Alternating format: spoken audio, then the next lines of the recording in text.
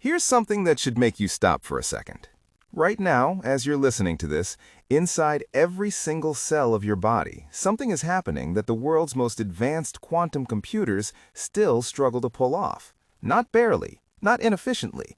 They simply cannot do it the way life does. Modern quantum computers cost billions of dollars. They're built in pristine labs, shielded from vibration, radiation, and electromagnetic noise. They're cooled to temperatures just a hair above absolute zero, colder than deep space itself, just to keep a few quantum bits behaving for a few fleeting microseconds before everything falls apart. And yet your body has been doing something comparable continuously, at room temperature, in water, surrounded by chemical chaos, and it's been doing it for roughly 3.8 billion years. In early 2024, a paper published in Nature sent a quiet shock through parts of the physics community. It described evidence for a quantum phenomenon called superradiance happening inside living cells, inside proteins, at body temperature. That alone was enough to raise eyebrows, but the implications ran deeper. Superradiance sounds intimidating, but the idea is simple. Picture a single violinist playing alone. Now picture 100 violinists, but instead of each playing their own part, they lock in perfectly and behave like one giant instrument. The sound doesn't just get louder, it becomes sharper, faster, and more powerful than the sum of its parts. That collective behavior is superradiance. The surprising claim is that something like this is happening inside your cells, specifically inside microtubules, tiny cylindrical structures that act as scaffolding inside almost every complex cell. Embedded in these microtubules are amino acids called tryptophan. Under certain conditions, the electronic states of these molecules don't behave independently. They synchronize, they act as one collective quantum system. Instead of millions of molecules doing their own thing, you get a unified quantum response. The research team, led by physicist Philip Currian, estimated the speed of this collective process. Their calculations suggest rates between 1 trillion and 10 trillion operations per second. To put that in perspective, neurons communicate on the order of 1,000 signals per second. Whatever this cellular process is doing, it's operating on a completely different timescale than your nervous system, and it's been present since long before brains, neurons, or multicellular life existed at all. At this point, the obvious reaction is disbelief, because by the standard rules of quantum physics, this should not work. Quantum states are famously fragile. The moment they interact too strongly with their environment, they lose their quantum properties in a process called decoherence. That's why quantum computers have to be isolated, frozen, and protected from nearly everything. Warmth, vibration, and random molecular collisions are supposed to destroy quantum coherence almost instantly.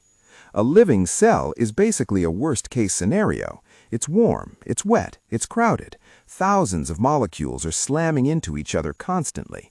According to textbook physics, any quantum coherence inside a cell should collapse in femtoseconds, a millionth of a billionth of a second.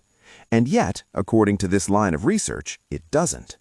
The quantum effects persist. They remain stable and functional, not for moments, but continuously, across billions of years of evolution. That contradiction has been bothering physicists and biologists for decades.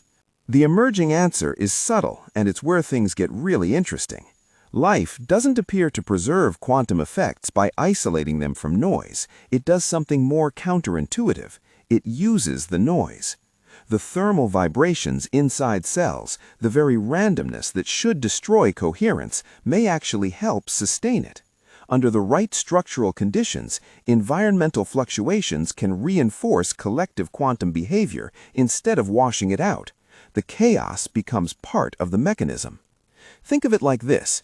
Instead of trying to avoid potholes, the system is tuned so precisely that the bumps help keep it moving. The environment isn't an obstacle, it's the engine.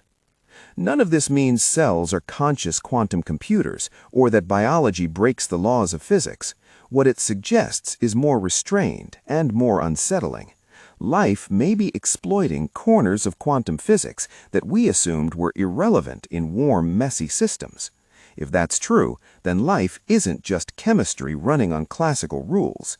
At its foundation, it may be something stranger, a process that learned, very early on, how to make the quantum world work in its favor. And that brings us back to the question that started all of this.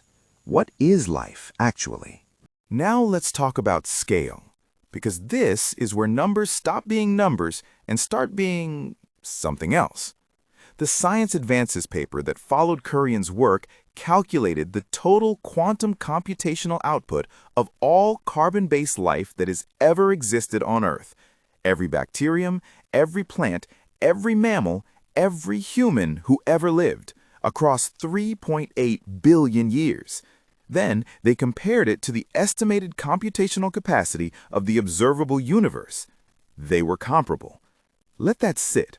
Life on this one small planet, across its entire history, matches the total information processing capacity of everything we can observe in the cosmos. MIT quantum computing researcher Seth Lloyd reviewed the paper and called it awe-inspiring. The journal editor called it brilliant. These are not words scientists use lightly. And here's what mainstream media keeps missing. This isn't just about speed. Quantum computation isn't faster classical computation. It's a fundamentally different kind. It solves problems classical computers cannot solve, because those problems exist in a mathematical space classical systems can't even access. Life isn't running a faster computer. Life is running a different kind of computer entirely, one that operates by rules we're only beginning to understand. Now we have to talk about the part that makes neuroscientists uncomfortable. Those microtubules doing quantum superradiance, they're not just in random cells. They're especially concentrated in neurons, in your brain. In the 1990s, Nobel Prize-winning physicist Sir Roger Penrose and anesthesiologist Stuart Hameroff proposed orchestrated objective reduction, OR, suggesting that consciousness itself arises from quantum computations inside microtubules in neurons. Most neuroscientists dismissed it. Quantum effects in the brain?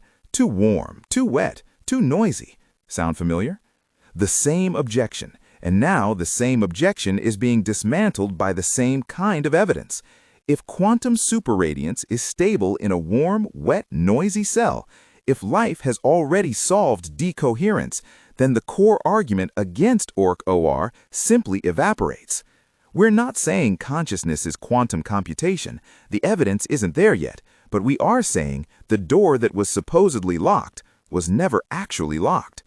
The implications range from revolutionary to, depending on your starting point, terrifying or magnificent.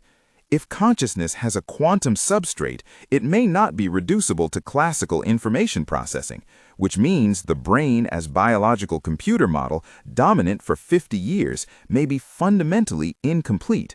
Not wrong, incomplete. Like Newtonian physics wasn't wrong, it was just missing something. So where does this leave us? First, quantum biology is no longer fringe. Photosynthesis, bird navigation, enzyme catalysis, DNA mutation, quantum effects confirmed across all of them. The question is no longer whether quantum mechanics plays a role in life, it's how deep that role goes. Second, the medical implications are staggering. Diseases like Alzheimer's and Parkinson's may have a quantum component that current medicine is completely blind to. Treatments targeting only classical biochemistry may be missing half the picture. Third, the AI implications are equally profound. Every AI system today, including the most advanced language models, runs on classical bits, 0 or 1. No superposition, no entanglement. If life has been running quantum algorithms for 4 billion years and we are only now figuring out how, then today's AI may look in retrospect like a pocket calculator next to a supercomputer. Here's the thing about science nobody tells you when you're young. The biggest discoveries don't announce themselves with explosions. They arrive quietly, in a paper, in a journal, in a calculation a small team spent years rechecking because they couldn't believe the result. And then, slowly, the implications ripple outward. What we're watching right now, in real time, is one of those moments. Life isn't just chemistry. Life isn't just biology. Life is, at its deepest level, a quantum phenomenon. The universe has been running the most sophisticated computation imaginable, not in a lab, not in a data center, but in every blade of grass, every drop of seawater, every neuron that has ever fired a thought.